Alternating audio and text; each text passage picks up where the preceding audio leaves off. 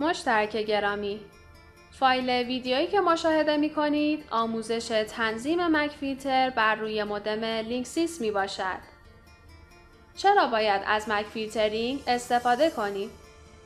با این روش شما امنیت شبکه وایرلس خود را برای جلوگیری از هک و سوء استفاده از مودم اینترنت خود بالا می برید و همچنین می توانید اجازه دسترسی دستگاه‌های مورد نظرتان را از طریق مک آدرس آنها به شبکه وایرلس صادر نمایید. در ادامه شما می توانید با داشتن مک آدرس سایر دستگاه‌ها از قبیل تلفن‌های هوشمند، تبلت و غیره همانند فیلم اتصال لپتاپ از طریق مک فیلتر اقدام نمایید.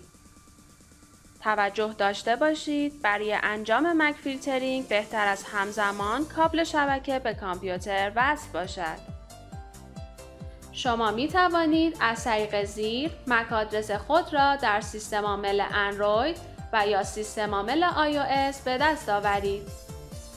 همانند تصویر در منوی استارت عبارت cmd را تایپ کرده و در صفحه کامند عبارت ipconfig/all را تایپ و اینتر نمایید.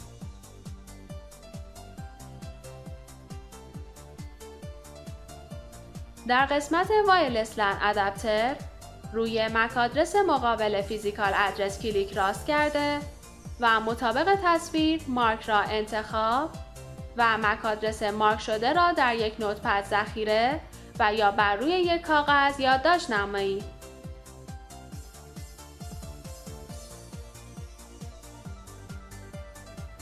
حال یک مرورگر باز کرده و در قسمت آدرس بار IP 192.168.1.1 را وارد نمایید. یوزرنیم و پسورد در حالت پیش‌فرض هر دو ادمین می باشد.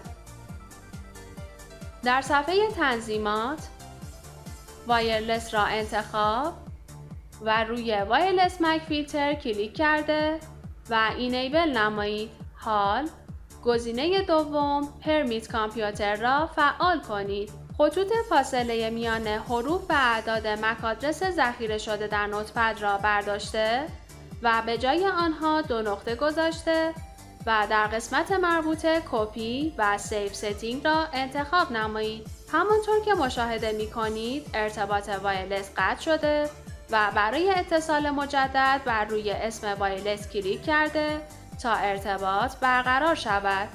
حالا با یادگیری نحوه تنظیم مک فیلترینگ می توانید سایر دستگاه‌های وایرلس خود مثل تلفن‌های هوشمند، تبلت و غیره را در کادر مک آدرس اضافه نمایید.